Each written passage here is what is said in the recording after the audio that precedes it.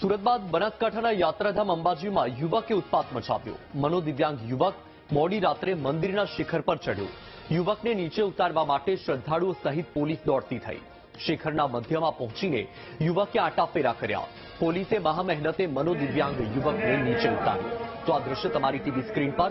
એક તરફ ભાદરવી પૂનમનો મેળો ચાલી રહ્યો છે। અંબાજીમાં મોટી સંખ્યામાં જે યાત્રાળુઓ છે, દર્શનાર્થીઓ છે, આવી રહ્યા છે। ત્યારે બનાસકાંઠાના યાત્રાધામ અંબાજીમાં એક મનોદિવ્યાંગ યુવકે ઉત્પાત મચાવ્યો હતો। મંદિરના શિખર પર મોડી રાત્રે આ યુવક ચડી ગયો હતો। વધુ માહિતી મેળવીએ, સંવાદદાતા અક્ષય છે ફોનલાઈન પર। અક્ષય, એક મનોદિવ્યાંગ યુવક જે શિખર પર ચડી ગયો હતો, આખરે તેને કેવી રીતે નીચે ઉતારવામાં આવ્યો અને યુવક છે કોણ?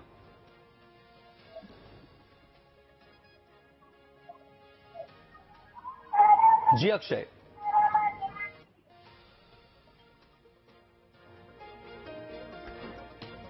તો ટેકનિકલ ઇશ્યુના કારણે સંપર્ક કપાઈ ગયો છે। અમારી ટીમ ફરીથી પ્રયત્ન કરશે। આ દ્રશ્ય તમે જોઈ રહ્યા છો તમારી ટીવી સ્ક્રીન પર અંબાજીથી સામે આવ્યા છે, જ્યાં મોડી રાત્રે એક મનોદિવ્યાંગ યુવક જે મંદિરના શિખર પર ચડી ગયો હતો અને ભારે ઉત્પાત મચાવ્યો હતો।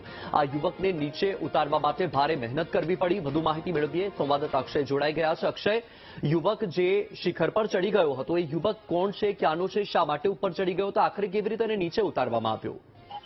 જી ચોક્કસ જણાવું, વલસાડ યાત્રાધામ અંબાજી ખાતે હાલમાં ભાદરવી પૂનમનો મહામેળો ચાલી રહ્યો છે। લાખોની સંખ્યામાં ભક્તો અહીંયા આવતા હોય છે। ગત મોડી રાતની ઘટના છે। રાત્રે 12 વાગે આસપાસ જયારે મંદિર બંધ થવાનો સમય હતો, ત્યારે એક યુવક છે એ અંબાજી મંદિરના ચોકમાં આવેલી સીડી દ્વારા જે છે અંબાજી મંદિરના શિખર ઉપર ચડી ગયો હતો, જેને લઈને યાત્રિકો સહિત પોલીસ પણ હેરાન રહી ગઈ હતી। આ મંદિરનું જે નીચેથી બીજા નંબરનું શિખર છે ત્યાં પહોંચી ગયો હતો અને ત્યાં આટાફેરા મારી રહ્યો હતો, ત્યારે પોલીસે તાત્કાલિક અસરથી તેને ઝડપીને નીચે લાવ્યો હતો। ત્યારબાદ પૂછતાછ કરતા જાણવા મળ્યું હતું કે જે વ્યક્તિ હતો તે માનસિક રીતે બીમાર હોવાને લીધે એ તેને શિખર ઉપર ચડી ગયો હતો। ત્યારબાદ પોલીસે વધુ પૂછપરછ કરીને તેને પરિવારને સોંપી દીધો। બિલકુલ, અક્ષય, માહિતી બદલ આભાર।